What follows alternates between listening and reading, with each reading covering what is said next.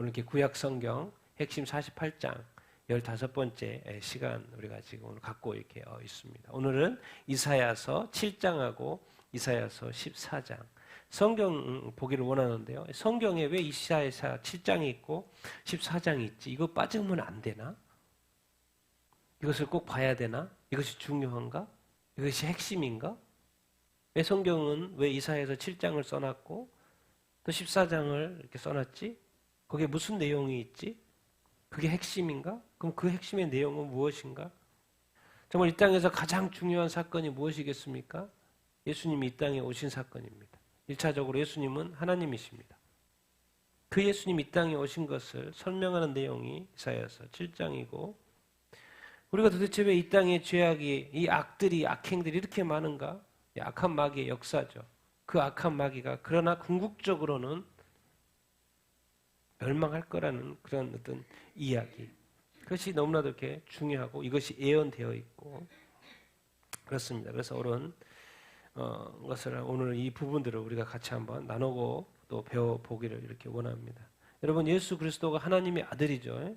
성경에는 예수 그리스도를 믿는 자, 예수 그리스도를 영접한 자는 뭐라고 되어 있습니까? 하나님의 자녀가 되는 권세가 있다고 이렇게 말씀하셨죠. 그러면은 하나님이 계시고 하나님의 아들이 예수 그리스도예요. 우리 인간이 아닙니다. 영원하신 하나님, 하나님의 아들. 그런데 우리가 예수 그리스도를 믿으면 우리가 누가 된다고요? 하나님의 아들, 하나님의 자녀.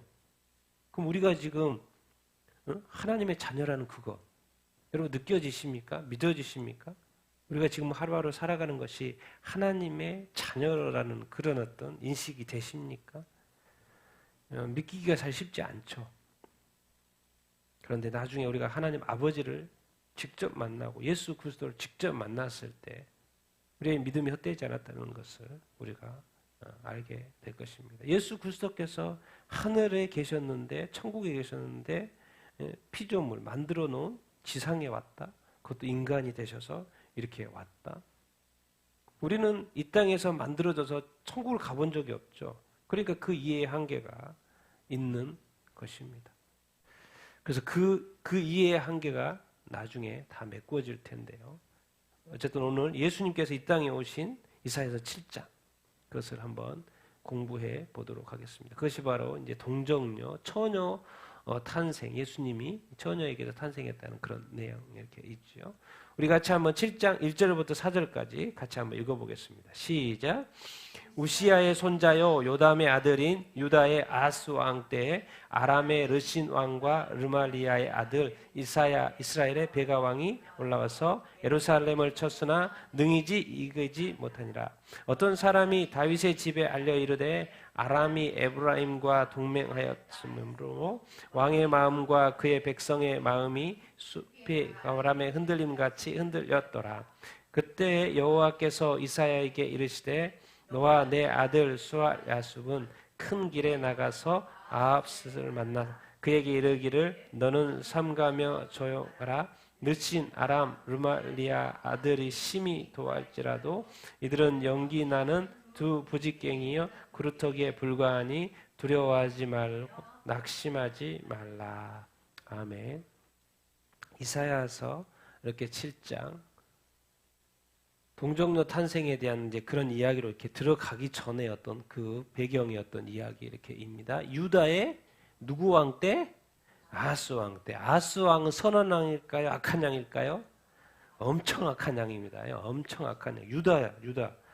유다 왕 20명의 왕 중에서 8명밖에 선한 왕이 아니고 그 중에 엄청나게 악한 왕. 아하스 왕 다음에 아하스 왕의 아들이 누굴까요? 아하스 왕의 아들이 히스기야입니다. 히스기야는 선한 왕, 악한 왕? 엄청 선한 왕입니다. 히스기야 왕. 근데 이 아버지가 엄청 악했어요. 이 아하스 왕 때입니다. 아하스 왕 때 아람, 위쪽에 있는 아람하고 이스라엘, 북이스라엘 왕이 지금 유다 예루살렘을 치러 이렇게 올라오려고 지금 하는 거예요. 근데 성경은 말합니다. 예루살렘을 쳤으나 능히 이겨요? 못 이겨요? 못 이긴다는 거예요. 지금 이 아하스 왕의 마음이 정말 아람 군대, 연합군이 막 이스라엘 군대가 연합해가지고 막 내려오니까 이 왕의 마음과 그들의 백성의 마음이 이 숲이 바람에 흔들림 같이 흔들리는 거예요. 얼마나 떨리겠습니까? 이 대군이 막 몰려와가지고 자기 예루살렘을 치려고 하니까 이건 뭐 마음이 흔들린다는 표현을 저렇게 이렇게 하고 이렇게 있어요. 숲이 바람에 흔들림 같이 흔들렸더라. 그런데 한 가지는 하나님이 계시다는 거예요. 하나님이 바로 이사야에게 말씀하십니다. 이사야의 아들 스왈랴수 큰 길에 나가서 아하스를 만나라. 지금 떨고 있는 아하스를 만나가지고 말하라는 거예요. 너는 삼가며 뭐해라? 조용해라. 너 르신 아람 르말리아의 아들 심이 지금 노예가지고 너희들을 침략하려고 왔는데 하나님의 입장에서 너희들한테는 그게 크게 보이지만 하나님의 입장에서는 이들은 연기나는 두 뭐다? 부지깽이요 또 뭐요? 그릇톡에 불과한 아무것도 아니라는 거예요. 하나님에게서는. 우리가 어떤 전쟁을 할 때, 어떤 싸움을 할 때, 우리가 삶을 이렇게 살아갈 때, 우리가 보는 것이 전부가 아니라는 거예요. 항상 우리 편에는 누가 계시다? 하나님이 계시다는 것을 늘 기억하게 되기를 이렇게 축원합니다. 하나님이 말씀하신 거, 하나님이 아하스 왕이 떨고 있으니까 하나님이 말하는 거예요. 선지자 이사야를 선지자에서 너는 삼가며 조용해라. 두려워하지 말며 뭐 하지 말라? 낙심하지 말라. 그 말이 뭔 말입니까? 하나님이 도우신다, 안 도우신다? 도우신다. 이 땅에서의 삶에 그 어쨌든 이렇게 우리 어떤 어려움들을 경험하게 됩니다. 왕된 자로서 자기도 망하고 백성이 망하고 나라가 망하는 것만큼 그 어려움을 겪는 게 어디가 있겠습니까? 그 풍전등화와 같은 상황이 발생을 이렇게 한 거예요. 그런데 그 백성은 어느 백성? 하나님의 백성인 거죠. 그러니까 하나님의 사람이 있고 하나님이 또 삼가며 조용해라. 두려워하지 말며 낙심하지 말라. 하나님이 도우신다, 안 도우신다? 도우신다라는 거예요. 사실 이제 그 다음에 제가 또 이야기를 하겠습니다. 이런 배경에 이제 7장 10절부터 13절 같이 읽겠습니다. 시작. 여호와께서 또 아하스에게 말씀하여 이르시되 너는 내 하나님 여호와께 한 징조를 구하되 깊은 데에서든지 높은 데에서든지 구하라 하시니 아하스가 이르되 나는 구하지 아니하겠나이다. 나는 여호와를 시험하지 아니하겠나이다 한지라. 이사야가 이르되 다윗의 집이여 원하건대 들을지어다. 너희가 사람을 괴롭히고서 또 그것을 작은 일로 여겨 또 나의 하나님을 괴롭히려 하느냐. 아멘. 하나님이 아하스 왕입니다. 내가 너희를 도와줄게. 그렇게 말하는 하나님이 아하스 왕에게 말하는 거요. 너는 내 하나님 여호와께 뭘 구하라? 한 징조를 구하라고 말씀을 이렇게 하고 계시죠. 어떤 징조를 구하라고 말씀하셔요. 이게 좋은 거예요, 안 좋은 거예요? 좋은 거죠. 하나님이 돕겠다고 지금 하신다는 것이죠. 그런데 징조를 구하라고 말을 했는데 아하스가 구해요, 안 구해요? 나는 구하지 아니하겠습니다. 나는 여호와를 뭐하지 않겠다? 시험하지 않겠다. 이게 좋은 뜻인데 신명기 말씀에 하나님을 시험하지 말라고 그랬으니까 좋은 뜻 같은데 더 나아가면 이 징조를 지금 누가 구하라 그랬어요? 하나님이 구하라 그랬어요. 그럼 구해도 돼요, 안 돼요? 구해도 되는 거죠. 그러니까 하나님을 시험하는 게 아니고 하나님이 말씀하셔서 어떻게 보면 그 말씀에 순종하는 것과 마찬가지죠. 근데 놀라운 건 어떻게 하고 있어요? 하나님이 말씀하셔가지고 징조를 구하라고 하는데 왕이 하나님의 말씀을 가지고 들이대면서 나는 하나님을 시험하지 않겠다라는 이상한 반응을 지금 하고 있는 거예요. 우리가 신앙생활하면서 이런 실수 할 수 있죠. 할 수 있어요. 아니면 하나님은 지금 어떻게 보면 더 적극적으로 구하고 더 나아가고 정말 하나님이 진정으로 원하는 것은요. 뭔가 하나님과 이 백성이 왕이 거리두기를 하지 않는 거예요. 정확히 이해하라는 거예요. 당연히 하나님은 자기 자신을 하나님을 시험하지 말라는 말씀을 하셨는데 지금은 뭐예요? 시험하는 단계가 아니고 뭐예요? 징조를 구해야 돼. 내가 하나님이 도와줄게. 지금 이 큰 대적이 와가지고 지금 치려고 이렇게 하는데 내가 징조를 구해? 그럼 내가 도와줄게. 지금 하나님은 지금 너무 돕고 싶어서 징조를 구하려고 이렇게 하는 건데 이상하게 왕이 뭐 이기고 싶은 마음이 없나? 두려워 떨는데 막 너무 집중한 나머지 그런 건가? 왜 그런 것 같습니까? 지금 이 백성 대적이 와가지고 이렇게 하고 있는 상황에 하나님이 도와주셨다고 중재를 구하려고 하는데 그걸 딱 뭔가 캐치를 못하는 거예요. 그러니까 악한 왕인 거예요. 하나님이 도와주겠다고 이렇게 지금 나서고 있는데도 불구하고 뭔가 구하지를 못해요. 제가 볼 때 이 영적 센스가 제대로 지금 작동하고 있지 않는 거죠. 성경에서 다른 데 보면 경건한 것 같아요. 근데 경건의 모양은 있지만 경건에 뭐가 없어요? 능력이 없어요. 이게 모양은 하나님을 따르는데 이상하게 하나님의 뜻을 정확히 지금 이해를 하지 못해요. 그래서 그 다음에 뭐예요? 하나님이 그냥 내가 그러면 내가 친히 징조를 말해줄게. 그렇게 나가는 거예요. 네가 안 하면, 네가 안 구하면, 그리고 또 하나님의 말씀을 들이대고 아니면 맞는 것 같기도 틀린 것 같기도. 근데 이사야가 이렇게 말을 합니다. 이런 말을 해요. 이사야가 다윗의 집이요. 지금 이스라엘 백성들 다윗의 집이요. 들을지어다 너희가 이제 그 우리 한국말 번역으로는 사람만 딱 되어 있는데 이제 원어상으로는 복수로 되어 있어요. 복수로. 그래서 사람들 제가 붙인 겁니다. 너희가 사람들을 괴롭히죠.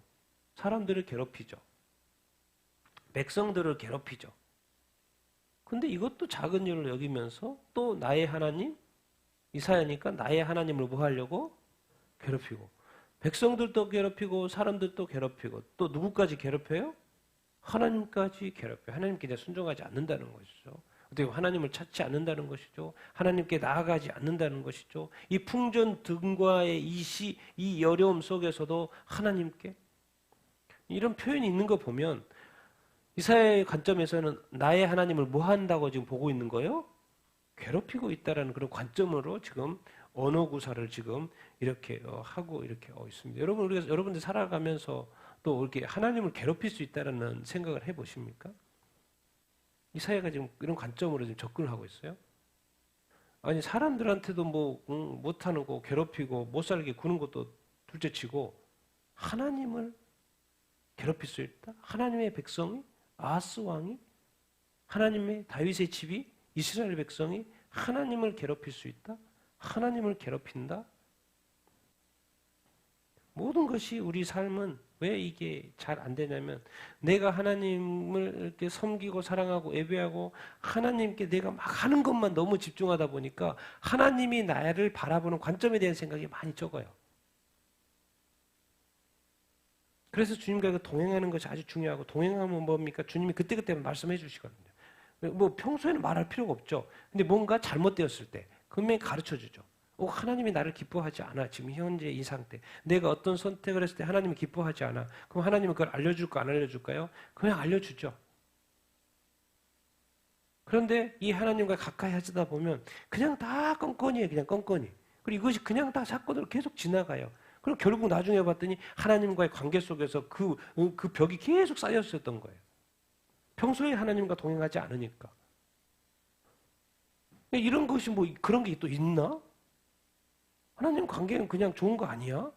그 예배하면 그냥 받는 거 아니야? 뭐 하나님의 백성인데 뭐. 그런데 이사야는 정확한 단어를 구하고 있어요. 니들 때문에 하나님이 괴롭다. 우리가 하나님을 괴롭힐 수 있다는 거예요.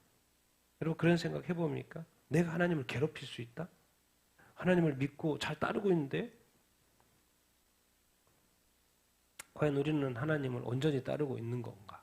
괴롭힐 수 있는 건가? 지금 백성한테 말하고 다윗의 집한테 말하는 겁니다. 안 믿는 사람한테 말하는 게 아니고 대적한테 말하는 게 아니고 너희가 사람들도 괴롭히고 나의 하나님도 괴롭히고 있다. 이런 상황에 이제 뭐 오늘 본문에 이제 정확한 본문 이 징조 동정녀 탄생의 징조 네가 안 구하냐? 내가 친히 알려줄게. 징조 하나 알려줄게. 이런 이야기를 하죠. 그 유명한 우리 14절부터 17절까지 같이 읽겠습니다. 시작. 그러므로 주께서 친히 징조를 너에게 주실 것이라. 보라 처녀가 잉태하여 아들을 낳을 것이요 그의 이름을 임마누엘이라 하리라. 그가 악을 버리고 선을 행할 줄 알 때가 되면 엉긴 젖과 꿀을 먹을 것이라. 대저 이 아이가 악을 버리며 선을 택할 줄 알기 전에 내가 미워하는 두 왕의 땅이 황폐하게 되리라. 여호와께서 에브라임이 유다를 떠날 때부터 당하여 보지 못한 날을 너와 내 백성과 내 아버지 집에 임하게 하시리니 곧 아수르 왕이 오는 날이라. 아멘. 하나님이 친히 징조, 네가 징조를 안 구해? 그럼 내가 친히 징조를 하나 알려줄게. 이게 뭔 말입니까 지금? 처녀가 잉태한다? 아들을 낳은다? 그의 이름을 뭐 해라?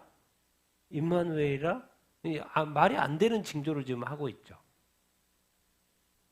처녀가 어떻게 잉태를 해요? 잉태하는 게 문제가 있는 거죠 지금. 그런데 아들, 또 아들까지? 그리고 이름까지? 이건 뭐 좀 더 명확해지죠. 불가능인데 명확해요. 이 말이 뭔 말입니까 지금? 네가 어려운 상황 속에 징조를 안 구해? 그럼 내가 징조를 알려줄게. 그 뭔 말입니까 지금? 이 어려운 상황들을 하나님이 기적적으로라도 너희를 구원한다 안 구원한다는 거야? 구원한다는 거야. 지금 이거 뭐 아니 말도 안 되는 소리야. 무슨 하나님이 지금 무슨 말도 안 되는 소리를 하고 있어요? 아니 나에게는 수가 있다니까. 네가 생각하는 그 이상의 수준의 수가 있다는 거예요. 그 말은 뭔 말입니까? 구원한다 안 구원한다? 구원해줄게 구원해줄게. 내가 이렇게 기적을 했더라도 구원해줄게. 그러면서 좀 더 구체적으로 시간을 말해요. 지금이 754년이에요. BC 734년이에요. 그래서 하나님이 이 때를 정확히 알고 있는 거죠. 그리고 말해요. 그가 악을 버리고 아들이 태어날 때인데 그가 악을 버리면 선을 택할 줄 알 때가 되니까 조금 컸다는 거예요. 한 12살, 13살. 그때가 되면 엉긴 젖과 꿀을 먹을 거라는 거예요. 오, 그거 좋네. 좀 더 구체적으로 이야기합니다. 대저 그 아이가 악을 버리고 선을 택할 줄 알 때 위에 같은 말이죠. 한 12살, 13살 되었을 때 이런 일이 일어날 거야. 니들이 미워하는 지금 대적들 있잖아. 대적. 지금 아람하고 왔잖아요. 지금 이스라엘 두 왕. 두 왕의 땅이 뭐 하게 될 거다? 황폐하게 될 거다. 그럼 누구한테요? 질문할 수 있죠. 질문하는데 누가 그런다 그래요? 정확하게 또 알려줘요. 누가요? 아수르 왕이. 정확하게 지금 아이가 커서 선악을 분별할 줄 아는 나이 12살, 13살. 유대인들에게서 12살, 13살, 13살이 성인이잖아요. 지금 754년 정확히 12년 후에 722년에 아수르가 와가지고 이스라엘을 멸망시킵니다. 하나님에게는 지금 모든 것을 다 보고 계시죠. 이 아이가 태어날 텐데 아이도 태어났는데 기적적으로 태어나요. 근데 이 아이가 커서 한 12살, 13살 되었을 때 너희들은 잘 먹게 될 거야. 엉긴 젖과 꿀을 먹게 이렇게 될 텐데 그때는 두 왕이 망할 때야. 정확히 누구가 와서? 아수르 왕이 와서. 하나님은 모든 것이 명확합니다. 그러니까 나는 너를 뭐 한다? 사랑하고 너를 뭐 한다? 구원한다라는 거예요. 이게 하나님의 백성, 이 하나님의 자녀에 대한 이거 내가 기적을 일으켜서라도 사실 예수 그리스도가 이 땅에 오신 것이 기적이죠. 예수 그리스도께서 기적이에요. 도대체 하나님은 왜 이렇게 백성들을 사랑하고 구원하고 계속 함께 하시지? 도대체 왜 임마누엘이라는 단어를 쓰지? 아니 그냥 처녀가 잉태해서 아들을 낳는다는 그 기적도 이야기했는데 왜 거기다 꼭 이 단어를 써놨지? 임마누엘? 알고 봤더니 하나님은 태초부터 지금까지 임마누엘인 거예요. 구약 내내 임마누엘. 여기 이스라엘 백성을 택해가지고 임마누엘. 근데 2000년 전에 누가 오셨어요? 예수님이 직접 이 땅에 와가지고 자기 백성하고 걸어다니네? 진짜 임마누엘. 그러면 예수님이 또 이렇게 끝에서 안 돌아가 보셨으니까 임마누엘 안 하나? 했더니 바로 10일 뒤에 또 누가 내려와요? 승천하신 예수님이 승천한 다음에 누가 내려와요? 성령님이 내려오네. 그래가지고 또 임마누엘 해 안 해요? 임마누엘. 우리 몸 성전에 각자에게 임하셔서 성령님이 임마누엘 하네. 그러면서 예수님은 이 땅에 몇 년 있었어요? 몇 년 있었어요? 33년. 그러니까 예수님은 33년 후에 떠나요? 안 떠나요? 떠나요. 그러니까 임마누엘 할 수 있어요? 없어요? 영원히 함께 할 수 없죠. 근데 성령님 이 땅에 오실 때 표현을 항상 무슨 표현을 하냐면 성령님 오시면 너와 영원히 함께 할 거야. 계속 그 단어를 써요. 성령님이 오면 너와 영원히 함께. 그러니까 이 세상에 우리가 죽었든 세상이 끝나든지 그때까지 함께하고 또 천국에 가서 영원히. 그래서 예수님은 잠깐 있으니까 그 단어가 계속 할 수가 없어요. 그런데 성령님이 오실 때는 꼭 그 단어를 붙여놔요. 네, 그분이 오시면 너와 영원히 함께할 거라고. 알고 봤더니 그러니까 하나님은 이 세상을 만든 이유, 그리고 하나님의 형상을 따라 만든 이 인간들에 대해서 사랑하시고 뭐 하기를 원하시는 거요? 얼마 동안이나 함께 하기를 원하시는 거요? 영원히. 우리가 그걸 알아야 합니다. 하나님이 우리를 얼마나 사랑하시는지, 그리고 하나님이 얼마나 우리를 가까이 하고 싶어 하는지, 우리를 영원히 동행하고 싶어 하시는지, 그 하나님의 그 간절한 마음이 임마누엘에 포함이 되어 있어요. 그래서 구약시대는 하나님이 직접 이스라엘 백성과 광야에 있을 때도 성막 또 성전을 줬습니다. 성전을 통해서 계속 함께 하시다가 이제 그 아들 예수 그리스도를 직접 보냅니다. 어떻게? 처녀가 잉태하여 아들을 낳아서. 그래서 이제 이게 무슨 그림이냐면 정확하게 예수님 이 땅에 오셔서 하나님의 백성하고 직접 함께하는 모습이 무슨 그림인가요? 구원이기도 하죠. 그런데 더 나아가면 뭐예요? 천국의 그림인 거죠. 하나님과 우리가 같이 함께하는 거. 사실 천국의 그림이죠. 근데 이거는 이제 말이 안 되는 이야기인데 예수 그리스도 메시아를 보낸다는 이야기죠. 같이 한번 읽어보겠습니다. 시작. 이 일을 생각할 때 주의 사자가 현명하여 이르되 다윗의 자손 요셉아 내 아내 마리아 데려오기를 무서워하지 말라. 그에게 잉태된 자는 성령으로 된 것이라. 아들을 낳으리니 이름을 예수라 하라. 이는 그가 자기 백성을 그들의 죄에서 구원할 자이심이라. 아멘. 이것에 대한 이제 그대로 그 앞에 이 말씀 인용이 그대로 돼 있고 그것에 대해서 이제 이 일을 생각할 때는 뭐겠습니까? 요셉이 이거 마리아가 지금 결혼도 안 했는데 임신이 된 상태를 확인하고 이제 헤어지려고 하는 거죠. 조용히 헤어지려고 하니까 이제 꿈속에서 천사가 주님이 보내신 천사가 나타나가 요셉 너 마리아 데려오는 거 이렇게 무서워하지 말고 그에게 잉태된 것은 누구로 된 것이다? 성령으로. 자, 처녀가 잉태하는데 어떻게 잉태해요? 누구로 잉태한다는 이야기였어요. 신약에 와보니까 700년이 딱 지나보니까 나타나죠. 누구한테? 성령으로 된 것이라. 아들이네? 이름 있다 그랬죠. 이름이 임마누엘인데 여기서는 뭐예요? 예수라. 여기까지가 예언됐어요. 그런데 그 예수가 왜 오시냐? 자기 백성을 어디에서? 그들에 대해서 뭘 오시는 거예요? 구원할 자로 오시는 거예요. 예수님이 하나님이신데 인간이 되어가지고 이 땅에 도대체 왜 오시는 거예요?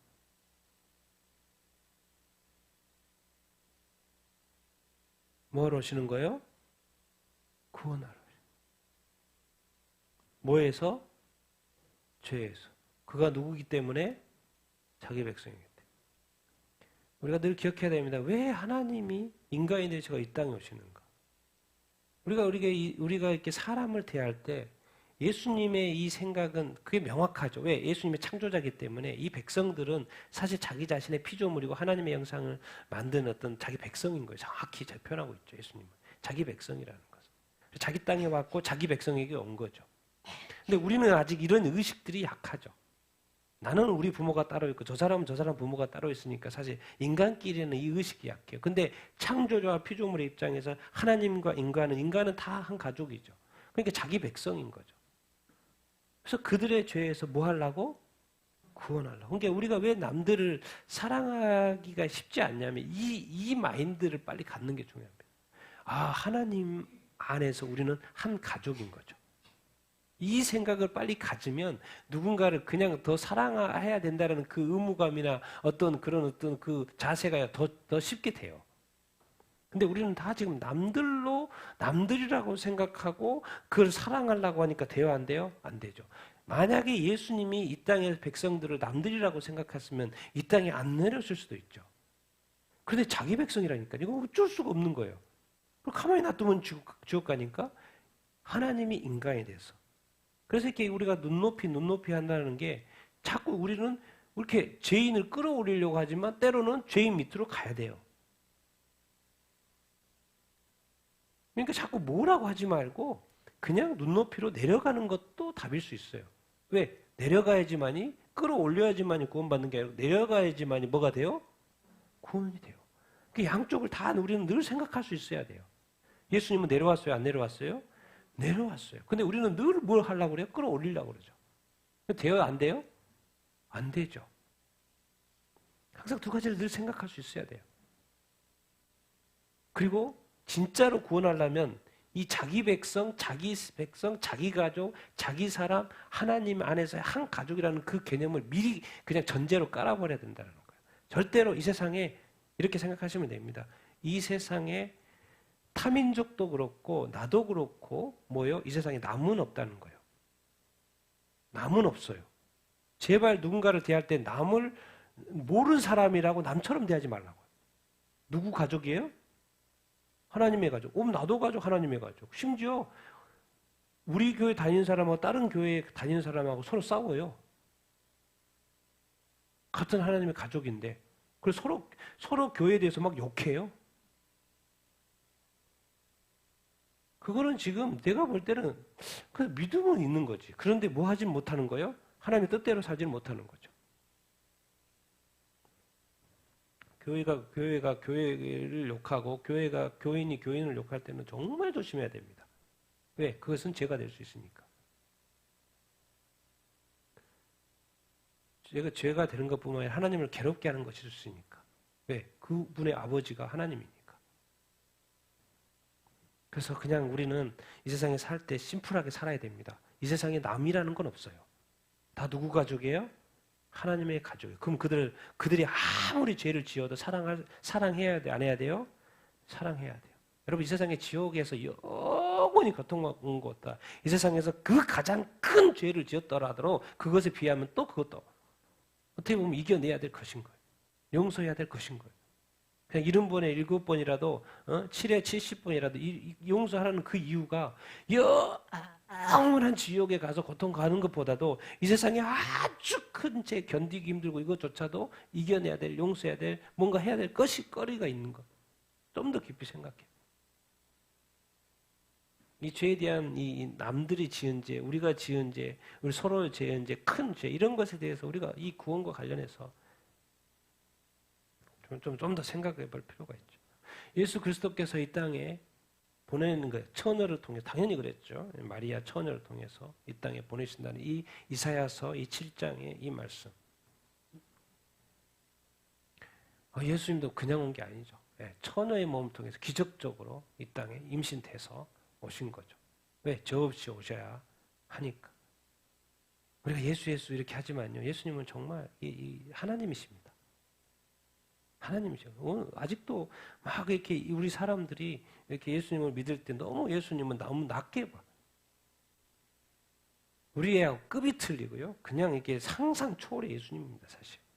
그 인간이 좀 우리가 좀 이해하게끔 이 땅에 오셔서 인간 되셔서 하실 분이죠. 주님을 알면 알수록 경외할 수밖에 없고요. 예배할 수밖에 없고 찬양할 수밖에 없고 더 나아가서 나를 위해서 그렇게 했다는 것에 대한 감사할 수밖에 없습니다.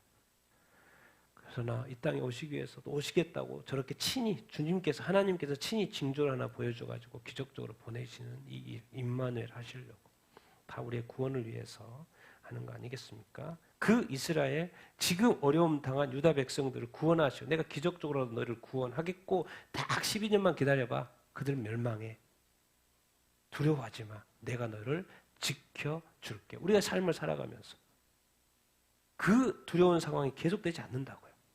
하나님에게 다 계획이 있어요, 없어요? 있어요. 도우실까 안 도우실까요? 도우실까는 그 하나님은 기적적으로 도우신다는 그것을 꼭 우리가 잊지 말자고요. 꼭 잊지 말자고요. 하나님은 반드시 도우실 거라는 것을 끝까지 포기하지 않고 나아가는 여러분들 다 되기를 예수님의 이름으로 축원드립니다.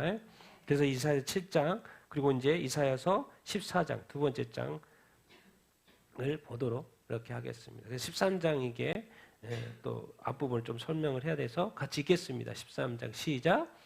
아모스의 아들 이사야가 바벨론에 대하여 받은 경고라. 너희는 애곡할지어다. 여호와의 날이 가까웠으니 전능자에게 멸망이 임할 것이미로다. 보라, 여호와의 날 곧 잔혹히 분냄과 맹렬히 노함 날이 이르러 땅을 황폐하게 하며 그 중에서 죄인들을 멸하리니 영국의 영광이요 갈대아 사람의 자랑하는 노래개가 된 바벨론이 하나님께 멸망당한 소돔과 고모라 같이 되리니. 아멘. 이제 이사야 13장까지 12장까지는 뭐죠? 이제 유다 이야기를 하다가 13장부터 23장까지는요. 열방 여러 나라 바벨론부터 해가지고 아시리아 또 모압 여러 나라 애굽 이집트 멸망한다는 이야기예요. 그들도 멸망한다. 그 중에 첫 번째로 언급되어지는 게 이제 바벨론인 것. 여호와의 날 가까이 왔는데 멸망한다는 거. 뭐요 지금 바벨론이 지금 이렇게 대국이 되어져 있는 이 상황에 뭐요? 멸망한다? 하나님은 예고하고 있어요. 여호와의 날 잔혹히 부하고 맹렬히 노하고. 하나님 무슨 단어를 쓰고 있어요? 잔혹하고 하나님의 노가. 바벨론은 반드시 망한다. 좀 쉽게 이해하려면 이렇게 더 붙여준 거죠. 열국의 영광이고 어마어마하죠. 갈대아의 자랑. 근데 누구같이 망한다? 소돔과 고모라. 소돔과 고모라가 하늘에서 뭐가 내려와 버렸어요? 불과 여왕이 내려와 가지고 망해버렸다는 것을 너무나도 잘 알고 있죠. 이스라엘 백성들은 너무나도 잘 알고 있죠. 유다 백성들은 너무나도 잘 알고 있죠. 그런데 그렇게 망한다 안 망한다? 반드시 망한다는 거예요. 누가요? 상상도 못할 바벨론이 망한다는 이야기를 지금 하고 이렇게 있어요. 그런데 여기서 한 가지, 바벨론이 망해요. 나중에 바벨론 포로 생활도 하지만 그 대국이 망해요. 철저하게 망해요. 여러분 우리가 여기서 한 가지 좀 생각하고 싶은 것이, 하나님은 구약에 보면은 이 무서운 하나님 때문에 그런 하나님 믿으면 안 된다는 이야기도 하는 사람이 있어요. 어떻게 하나님이 사랑의 하나님이지 저렇게 그 전쟁할 때 봐봐요. 뭐 애기들, 어른들 다 죽이고, 여인들 다 죽이고, 다 밟아버리고, 다 죽이고, 피도 눈물도 없이 더 철저하게 심판, 멸망시키죠. 그러니까 구약의 이 전쟁에서의 승리, 또 싸움, 철저한 심판입니다. 봐주는 것이 없어요. 진짜 정의대로 완전히. 그래서 하나님은, 구약의 하나님은 정의의 하나님이죠. 자기 백성 외에, 그리고 아모리 족속의 죄가, 가나안 땅에 죄가 있어요. 이스라엘 백성이 그 땅을 주고 점령하게 하고 철저한 심판. 알고 봤더니 나중에 이 종말의 심판도, 지금은 구원의 때고 지금은 은혜의 때입니다. 나중에 요한계시록에 있는 심판요, 상상 못할, 이 세상의 모든 것들이 다 흔들리고, 하늘의 권능들이 다 흔들리고, 이렇게 지옥, 상상할 수 없는 그 고통을 나중에 당하게 될 겁니다. 왜? 구약에서 그것을 다 가르쳐 주고 있어요. 심판에 대해서는 철저한 심판, 사랑이라는 것, 용서라는 것, 심판 내릴 때는 없습니다. 요한계시록에 가르쳐 주고 있는데, 그것을 정확하게 구약의 소돔과 고모라에 통째로 망했죠. 통째로. 이 세상의 모든 나라 종말이 통째로 망할 것입니다. 그때는 이제 아이고 하나님 그래도 사랑의 하나님인데 살살 하시죠. 그때는 아니지 거죠. 여호와의 날에는 아니고, 여호와의 두렵고 큰 날에는 아닌 거죠. 지금은 하나님 살살 하세요. 그 말이 맞아요. 사랑의 하나님 맞아요. 용서의 하나님 맞아요. 그러나 그때는, 심판의 날에는, 여호와의 날에는 하나님께서요, 사랑이라는 단어를 제거하시고, 사랑이라는 단어는 없다는 게 아니고 그 마음이 아니라 이제 정의에. 그래서 우리가 이 죄에 대해서 민감해야 되고, 하나님과의 관계 속에서 이 심판받지 않는, 예수 믿고 구원받는 그 얼마나 귀한지를 우리가 알아야 됩니다. 정말 알아야 돼요. 정말 알아야 돼요. 이게 지금 거의 흙과 백처럼 그 개념을 자꾸 알아야 돼요. 자꾸 물에 물 타듯이 막 이런 식으로 신앙생활 절대로 하면 안 됩니다. 철저하게 거룩 앞에서 철저하게 말씀에 순종하고, 철저하게 뭔가 그런 철저함이 우리에게 있어야지. 순종도, 심판도 철저한 것처럼 우리가 순종도 철저해야죠. 대충대충 하면 안 됩니다. 우리가 일도 대충대충 하면 안 되는 것처럼 우리가 하나님을 향한 그 신앙도 절대로 대충대충 하면 안 됩니다. 기도도 대충대충 하면 안 돼요. 예배도 대충대충 하면 이렇게 안 돼요. 신앙생활 자체를 대충대충 하면 이렇게 안 됩니다. 그래서 오늘 이 부분에서는 바벨론에 대해서 하나님께서 철저하게 완벽하게 심판하실 거라는 거. 그리고 소돔과 고모라가 없었던 것처럼 바벨론도 나중에 망하죠. 실제로.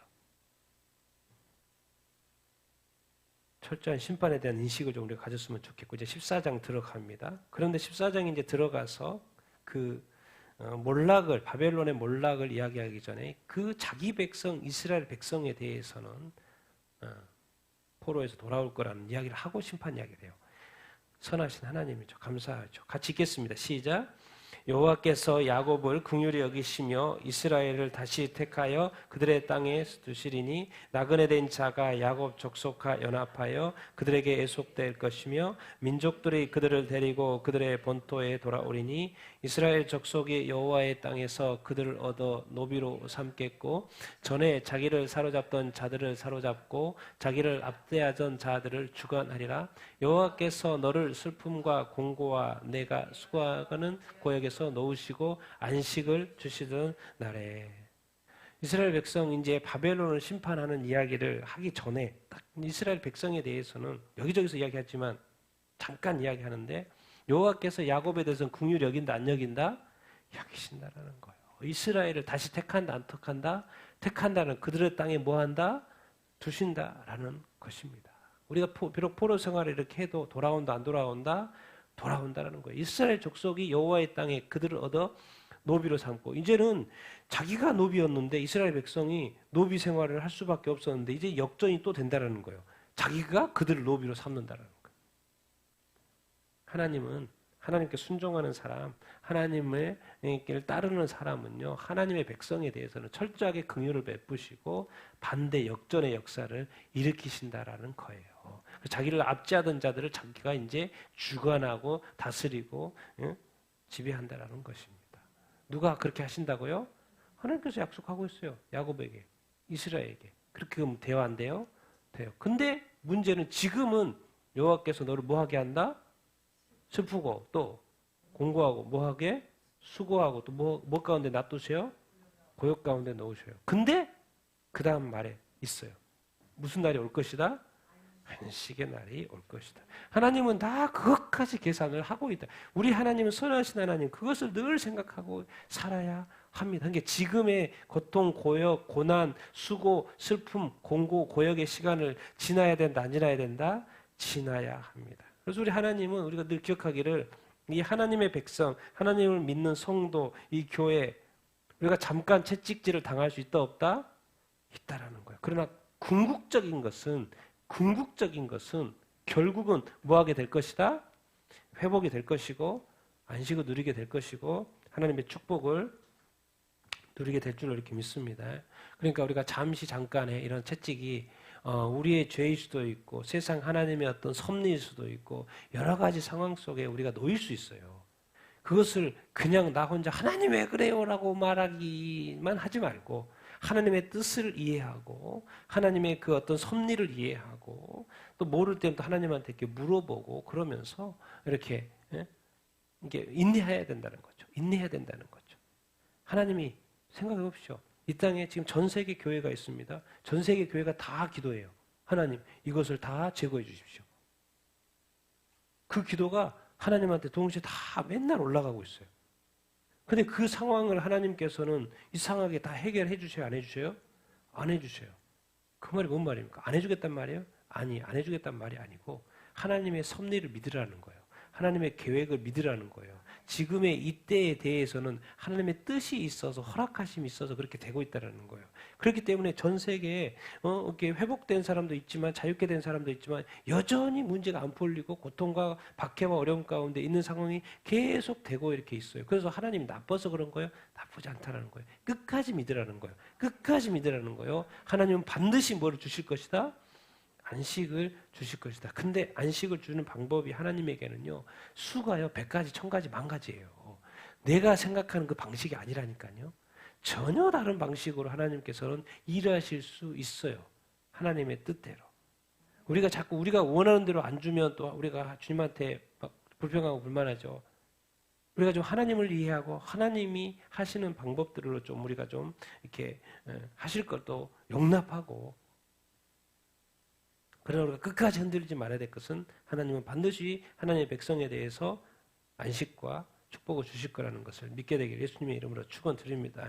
아멘. 우리 바벨론 몰락에 대해서 이야기를 하죠. 4절부터 11절 읽겠습니다. 시작.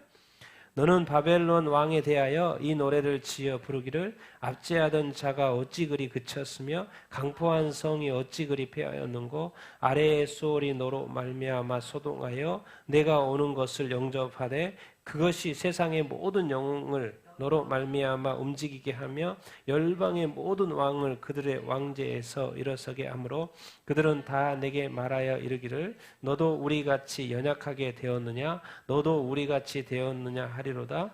내 영화가 수월에 떨어졌으며 내 비파 소리까지로다. 구더기가 내 아래에 깔림이며 지렁이가 너를 덮었도다. 바벨론 이야기를 하고 이제 좀 더 구체적으로 바벨론 왕에 대한 이야기로 넘어옵니다. 바벨론 왕이에요. 앞에는 바벨론이었고 이제 바벨론 왕에 대해서 이야기를 하는데 이건 뭐 엄청난 권력이 있으니까 압제를 하죠. 그리고 뭐예요? 그 성은 어마어마하게 강력한 성인 거죠. 이 바벨론 성이라는 것은. 그런데 어디로 떨어져요? 수월, 지옥으로 떨어져요. 거기에 가면 누가 있어요? 바벨론 왕이 그동안 점령했던 왕들 다 죽었어요. 다 죽었어요. 왕들 다 죽었어요. 먼저 와 있는 거죠. 거기에. 어디에요? 수월에. 그래서 자기네들만 이렇게 전쟁에서 져가지고 일찍 죽어가지고 여기 와 있는 줄 알았더니 나중에 누가 돌아와요? 누가 들어와요? 누가 들어와요? 바벨론 왕이 들어오는 거예요. 그래가지고 이런 표현을 쓰는 거죠. 영접한다 이런 뭐 이렇게 표현을 좀 썼는데 수월에서 너로 말미암아 소동한다 막 아니 지금 그들은 내게 말하 너에게 말하 이르기를 너도 우리 같이 약해져 버렸냐? 내가 너한테 약해가고 져가지고 이렇게 내가 먼저 다 우리 나도 죽고 우리 백성 다 죽고 내가 먼저 여기 와 있는데 그 강함은 어디 갔어? 네가 이렇게 약해져가지고 여기 오면 어떻게 되냐고 그 상황이에요. 너도 우리같이 돼버렸냐? 이건 상상도 못할 일이죠. 그 당시에는. 왜? 주변을 다 점령했으니까. 그런데 이제 어떻게 돼버렸다? 그 큰 바벨론의 그 왕이 누리던 그 영화가 어디에 떨어져 버렸어요? 그래서 붙어있는 단어가 있어요. 그 보좌와 왕자와 부와 명예와 그거 모두 이제 없고 수월에 떨어졌고 뭐가 이제 그 아래 깔려 있어요? 구더기. 이게 뭐예요? 지렁이. 그러니까 너를 덮어두다. 여러분 우리가 이 세상에요. 이 세상 권력. 그 당시에 예수님 당시에 로마 어마어마하죠. 이 세상에 또 권력 보세요. 이 부자들 돈 많은 사람들 또 요즘에도 뭐 글로벌리스트들 여러분 어마어마한 일 한 것 같죠. 다 어디 떨어져요? 다 어디 떨어져요? 그러니까 이 세상을 바라볼 때 눈에 보이는 것으로 너무 여러분 하시면 안 돼요. 눈에 보이는 것에 너무 따라가지 마시고 끝까지 누구를 믿어야 돼요? 하나님을 믿어야 돼요. 하나님을 믿어야 돼요. 이 세상에 이 바벨론 최고의 왕, 최고의 왕 나중에는 더 가면 또 적그리스도 시대에 그 적그리스도 따라가면 안 돼요. 반드시 그들은 어디에 떨어져요? 수월에 떨어져요. 지옥. 바벨론 왕, 그 거대한 왕이 지금 하나님이 말씀하시는 거예요. 그들이 갈 곳은 어디다? 수월이다. 그러면서 그 유명한 이 구절을 이야기를 이렇게 합니다. 같이 읽겠습니다. 시작. 너 아침의 아들 계명성이여 어찌 그리 하늘에서 떨어졌으며 너 열국을 엎은 자여 어찌 그리 땅에 찍혔는고 내가 내 마음에 이르기를 내가 하늘에 올라 하나님의 뭇별 위에 내 자리를 높이리라 내가 북극 지폐 산 위에라 가장 높은 구름에 올라가서 지극히 높으신 이와 같아지리라 하는도다. 그러나 이제 내가 수월 곧 구덩이 맨 밑에 떨어짐을 당하리로다. 아멘. 이사야서 지금 14장 12절 이게 지금 바벨론 왕에 대해서 이야기를 하고 있거든요. 그래서 이제 논란이 많은 거죠. 아침의 아들 계명성. 계명성은 뭐냐? 새벽별입니다. 새벽별. 우리 태양계 뭐가 있어요? 수, 금, 지, 화, 목, 토, 천, 해, 명. 그럼 이건 계명성은 몇 번째? 수, 금 두 번째. 새벽별. 그러니까 이제 새벽별이니까는 뭐 해가 나오면은 당연히 보여 안 보여요? 네, 사라지는 것이죠. 새벽에 확 빛나는 금성, 수금 두 번째 금성이에요. 새벽별. 계명이라는 것이 계명, 명성, 계명성, 이 새벽별입니다. 금성약이라요. 금성. 아침의 아들까지는 논란이 없어요. 아침의 아들까지는 논란이 없는데 이게 지금 헬렌 벤 샤하르 이게 아침의 아들. 아침의 아들까지는 뭐 다 해석이 똑같아. 근데 이 헬레를 어떻게 해석하느냐 이게. 그래서 대부분의 성경은 또 계명성이라고 아침의 별, 새벽별 이렇게 하는데 이 두 개 라틴어 불같아요. 한 5세 우리 지금 AD 5세기경에 불같아요. 라틴어 번역이 원래 있었는데 그걸 다시 새로 번역하는 라틴어의 번역을 하면서 이거를 어떻게 번역을 했어요? 루시퍼라고 번역했고 이 킹 제임스 성경 1611년에 김정생이 번역을 하는데 거기서도 뭘 어떻게 번역했어요? 루시퍼. 그러니까 루시퍼로 번역한 건 몇 개 없고 대부분 어디로 번역했어요? 계명성으로 번역을 이렇게 했어요. 그런데 킹 제임스 변경 라틴어역에서 이렇게 루시퍼라고 이렇게 했어요. 근데 읽어보면 이건 무슨 그냥 아침의 아들 계명성? 그 바벨론 왕? 그런데 이제 킹 제임스 변경. 그러니까 성경은 참 이렇게 그래서 이렇게 크로스 체크를 해서 우리가 더 알아가고 있는 것 같아요. 말을 이렇게 들어보면 그런 거죠. 하늘에서 떨어져? 어떻게 바벨론 왕이 하늘에 올라가서 떨어질 일이 없잖아요. 그러니까 이제 이해가 이제 점점 가는 거예요. 하늘에서 어떻게 떨어졌지? 너 열국을 엎은 자여. 어찌 그리 땅에 떨어졌나? 근데 또 마음에 뭐라 그래요? 마음에? 응? 네 마음에? 누구 산에? 어디에 올라? 하늘에 올라. 또 하나님의 무별 위에 자기 자리를 높인다? 북극 지폐의 산. 보통은 이제 여기서 이제 여기를 이제 루시퍼 하늘로 보지 않으면 북극 지폐는 보통 그리스 신화에도 신들이 모여 있는 산들이 있죠. 무슨 산? 올림푸스 산. 이게 보통 이제 신들이 모여 사는 지역 높은 산. 이건 북극 지폐. 여기도 신들이 바벨론의 신들 북극 지폐 산 위에 앉으리라. 근데 또 단어를 보면 가장 높은 구름의 위에 누구와 같아진다? 지극히 높은 자는 누구예요? 하나님이죠. 위에 하나님. 하나님 같아진다. 그러나 결국 이제 내가 어디에 빠져요? 떨어져요? 수월에? 지옥에? 죽으면 당연히 지옥 가는데 이게 하늘, 땅, 지옥? 그러고 보면 이게 뭔가 이 바벨론 왕, 인간 왕의 수준을 자꾸 넘어가는 것 같은 느낌이 들죠. 그래서 이거를 이제 근데 사실 이제 초대 교부들도 터툴리안이나 초대 교부들도 이렇게 루시퍼라고 해석을 했어요. 자기네들도.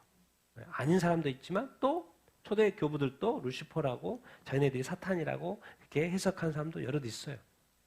그런 사람이 있고 아닌 사람이 이렇게 있는 것을 우리가 이렇게 알 수 있는데 지금은 또 저의 관점도 이게 지금 루시퍼 쪽으로 이 내용을 읽어보면 그러면 이제 이게 어디까지 또 연결이 되냐면 이제 두로왕에 대해서 이것도 이제 사탄을 설명하는 구절 중에 하나라고 이렇게 그러죠. 그래서 같이 한번 읽어보겠습니다. 시작. 인자야 두로 왕을 주 여호와의 말씀에 너는 완전한 도장이었고 지혜가 충족하며 온전히 아름다웠도다. 내가 옛적에 하나님의 동산 에덴에 있어서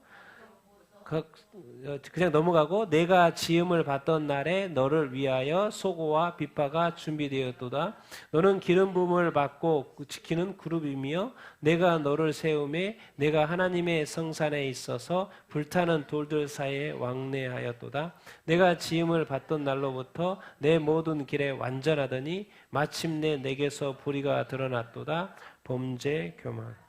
이제 두로 왕이 이제 두로 왕에 대한 설명을 이렇게 하는 것인데 에스겔서 28장에 그런데 이렇게 뭔가 이렇게 하늘하고 자꾸 연결을 시키는 거죠.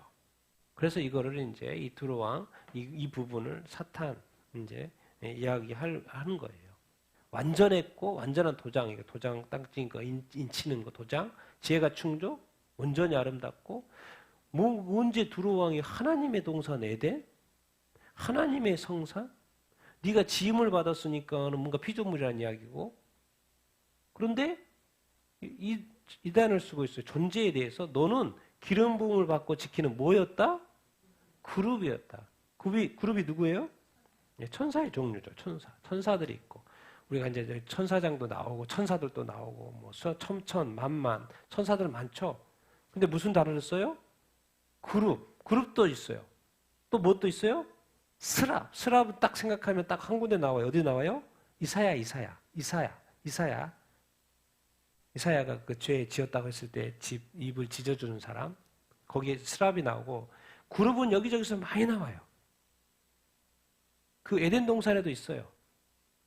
선악과 따먹고 생명나무 나무 열매 따먹으라 그러니까 거기에 뭐가 있었어요? 두 가지가 있었죠. 그룹이 있었고 또 누가 있었어요? 네, 불칼이 있었죠. 도는 불칼이. 거기에 누가 나와요? 그룹이 나와요. 그룹은 또 이제 제일 우리가 쉽게 하는 게 우리 성소의 언약궤 그 속죄소의 두 그룹은 여기저기서 나옵니다.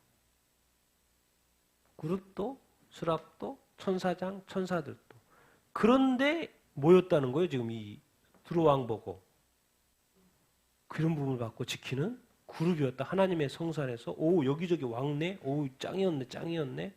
그런데 그 그룹이 완전했었는데 뭘 해버렸다? 불의가 드러났어요. 뭐 했어요? 범죄하고 교만해졌어요. 그래서 이제 이것을 이제 해석해 가다 보면 이거는 이제 사탄이다. 타락한 천사다. 이제 이렇게 해서 이 에스겔서 28장하고 이사야서 14장 우리가 같이 이렇게 보는데 또 요한계시록 12장에 보면도 이런 이야기가 나오죠. 같이 읽겠습니다. 시작. 하늘에 전쟁이 있으니 미가엘과 그의 사자들이 용과 더불어 싸울세 용과 그의 사자들도 싸우나 이기지 못하매 다시 하늘에서 그들이 있을 곳을 얻지 못한지라 큰 용이 내쫓기니 에뱀 곧 마귀라고도 하고 사탄이라고도 하며 온 천하를 깨는 자라 그가 땅으로 내쫓기니 그의 사자들도 그와 함께 내쫓기니라. 또 내가 또 들으니 하늘에 큰 음성이 있어 이제 우리 하나님의 구원과 능력과 나라와 또 그의 그리스도의 권세가 나타났으니 우리 형제들을 참수하던 자 곧 우리 하나님 앞에 밤낮 참수하던 자가 쫓겨났으니 아멘. 앞에서는 뭐라 그랬습니까? 너 아침의 아들 계명성이여 너 열국을 엎은 자. 여기는 또 뭐라고 그랬어요? 온 천하를 깨는 자. 그게 누구예요? 사탄, 마귀, 에뱀, 큰 용. 그러니까 온 천하를 깨는 자, 바벨론이라고 비유했지만 열국을 엎은 자, 온 천하를 깨는 자, 하늘에서도 땅으로 쫓겨났네? 그래 보니까 이제 이 사탄 타락한 천사, 에스겔을 통해서, 그래서, 사탄, 요한계시록에서 이제 큰 영으로 나오는 그것. 하늘에서도 전쟁이 있네요. 미가엘의 천사들 또 용과 그의 사자들 타락한 천사들 땅으로 쫓겨나고 당연히 뭐 전쟁에서 졌으니까. 그런데 이제 우리 하나님의 구원과 능력의 나라가 어떻게 됐어요? 시작이 된 거죠. 그의 그리스도의 권세가 나타난 거죠. 이제 하나님의 나라가 시작이 됐어요. 예수 그리스도의 구원이 시작이 됐어요. 이제 우리 형제들을 참수하던 자, 우리 하나님 앞에서 밤낮 참수하던 자가 뭐 했어요? 쫓겨났어요. 이제는 뭐가 됐어요? 완전히 쫓겨났다는 것이죠. 이제 사탄이 더 이상 하나님 아버지 앞에서 참수하고 뭐 하는 거 없어요. 이제 예수 그리스도만 믿으면 뭐가 돼요? 구원받아요. 그리스도의 하나님의 나라가 구원이 시작이 됐고 나라가 시작이 됐고 이제 그리스도의 권세가 시작이 된 거예요. 그러니까는 사람들이 이제 막 어쩌고저쩌고 떠나서 이제 누구만 믿으면 예수 그리스도만 믿으면 구원 받아요, 안 받아요? 구원을 받는다는 것이지요. 하나님 앞에서 밤낮 참수하던 자 누구지? 욥기에 보면 누구로 나와요? 마귀 사탄으로 나오죠. 그러니까 우리가 이 하나님을 이렇게 믿는 것, 이게 우리가 이 구원이 그냥 되는 것 같은 건데 그게 아니라는 거예요. 엄청난 영적 싸움이 있다라는 거죠. 우리 한 영혼이 천국 가고 지옥 가는 이 영적인 이 입장이요. 이게 그냥 되어지는 게 아니에요. 하나님도 우리를 위해서 또 주님도 성령님도 천사들도 끊임없이 우리의 영적 싸움에 대열해서 우리를 지키고 보호하고 인도한다는 거예요. 그러니까 반드시 우리는 하나님 편에 서야 되겠고 예수 그리스도를 끝까지 믿어야 되는 줄 이렇게 믿습니다. 마지막으로 뭐 새벽별 막 이렇게 하죠. 그러니까는 이 아침해야 될 왜 성경이 자꾸 이 루시퍼인 것이 숨겨지려고 자꾸 하는지 성경에서 정확히 말하죠. 성경 마지막에. 그럼 진짜 새벽별이 누구지? 진짜 계명성은 누구지? 진짜는 누구지? 사탄을 원래 망하고 진짜를 마지막에 가르쳐줍니다. 같이 읽겠습니다. 시작. 나 예수는 교회들을 위하여 내 사자를 보내어 이것들을 너에게 증언하게 하였노라. 나는 다윗의 뿌리요 사손이니 곧 광명한 새벽별이라 하시더라.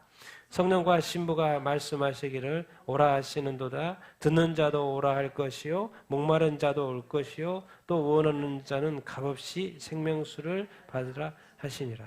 아멘. 새벽별 이것이 루시퍼인가 아닌가 계명성인가 뭔가 뭐지? 지금 헷갈리는 시대에 살고 있습니다. 그런데 성경을 끝까지 읽어보면 그 새벽별 정확히 가르쳐줘요. 누구다? 예수 그리스도. 진짜 새벽별. 헷갈릴 필요 없어요. 진짜 새벽, 광명한, 빛나는 새벽, 동일합니다. 광명한, 빛나는 새벽별. 모닝스타. 예수 그리스도. 다윗의 뿌리, 자손, 예수 그리스도. 그 예수 그리스도께서 요한계시록을 천사들 보내서 가르쳐 주는데 정확히 표현해요. 누구를 위해서 지금 요한계시록을 주신 거예요? 누구를 위해서? 교회들을 위해서. 그래서 요한계시록 시작으로 7교회를 시작하는 거예요. 왜? 교회들이요. 너희들이 지금 로마의 압제 속에서 핍박받고 있고 박해받고 있고 순교하고 있고 그래서 어려움이 있지. 교회들이요. 그럼에도 불구하고 자기 자신을 돌이켜보고 믿음을 잘 지켜. 그리고 이 세상을 봐. 이 악한 세상, 이 로마 제국 멸망할 거야. 그러니까 믿음을 끝까지 지켜. 진짜 새벽별은 예수 그리스도. 나야 나. 그래서 너희는 신부와 예수 그리스도가 신랑이고 신부와 이 성령과 신부는 이 목마른 자, 듣는 자, 복음을 전해서 들려줘야 되겠고 이 목마른 자, 이 복음에 대한 이 구원에 대한 뭔가 왜 삶을 살아도 뭔가 이렇게 허무하지? 죽으면 끝날 거라고 생각하는 그런 어떤 목마른 자들, 허무함을 느끼는 자들, 나도 좀 이렇게 나도 영생하고 싶다는 그런 마음이 원하는 그런 자들, 교회로 예수님께로 오라 말해줘야 됩니다. 와서 값없이 예수님이 다 십자가에서 우리의 죄값을 위해 값집을 다 하셨으니까 값없이 와서 생명수를 받으라. 우리가 외쳐야 될 그 말. 우리는 이 예수님께서 진짜 새벽별인 줄 알아. 헷갈릴 필요도 없고 정말 예수만이 오직 구원자인 줄 알아. 그러니까 뭔 말입니까? 우리가 믿는 이 믿음이 진짜라는 거예요. 여러분이 믿고 있는 믿음이 진짜라는 거예요. 천국 가는 믿음이라는 거예요. 진짜 하나님을 만날 믿음이라는 거예요. 하나님이 진짜로 아버지. 정말 여러분 천국이 있습니다. 정말 이게 지옥도 있고 거기에 바벨론 왕, 이 앞으로의 그 적그리스도 다 거기 갑니다. 유황 굶어 그 지옥의 심판을 받을 거예요. 그러나 교회들이요. 도대체 성경을 왜 요한계시록을 왜? 교회들을 위하여. 하나님을 사랑하는 그 백성들을 위하여. 그 말이 뭔 말입니까? 결국 우리가 믿는 이 믿음, 이 세상의 어려운 상황 속에서도 예수님을 끝까지 잘 믿으면 이기는 자가 되어서 우리가 천국에 갈 수 있다 없다? 갈 수 있다라는 거예요. 그래서 예수님이 마지막으로 내가 진짜 새벽별. 그래서 우리가 이 이사야서 14장 결국 바벨론 왕이 망하는 것처럼 결국 이 사탄 마귀 루시퍼도 망할 거라는 거. 그래서 그 망하는 쪽으로 절대로 가면 안 된다는 거예요. 오직 예수, 오직 예수. 처녀에게서 잉태되어 성령으로 잉태되어 십자가에 우리 죄를 위하여 죽으시는 그 오직 예수, 그 구원자 예수만이 우리가 믿고 이게 뭐 별거 아닌 것 같지만은 뭐 종교도 많으니까 헷갈린 것 같지만은 그렇지 말라는 거예요. 그렇지 말라는 거예요. 오직 예수 끝까지 한번 믿어보라는 거예요. 그래서 그 믿음 끝까지 지켰을 때 이기는 자가 되어서 우리가 천국의 발을 들어오는 그 순간 우리가 믿었던 그 믿음이 얼마나 큰 거였는지 알게 되고 우리가 영원한 생명 그 천국에서 그 삶을 살게 될 때 그 행복. 근데 아직은 아니죠. 지금은 뭐예요? 슬픔이 있을 수 있고 공고가 있을 수가 있고 수고가 있을 수가 있고 고역이 있을 수 있다는 거예요. 그러나 영원한 안식은 우리에게 약속되어 있다는 거예요. 끝까지 믿고 흔들림 없이 가는 여러분들 다 되기를 예수님의 이름으로 축원드립니다. 아멘. 오늘 예수님 하나님께서는 이 동정녀, 이 처녀를 통해서도 아들을 낳게 가지고 구원하겠다는 그 구원의 약속. 하나님이 우리를 통해서도 우리도 예수 믿게 하셨으니까 끝까지 우리를 구원하시고 지키실 줄 이렇게 믿습니다.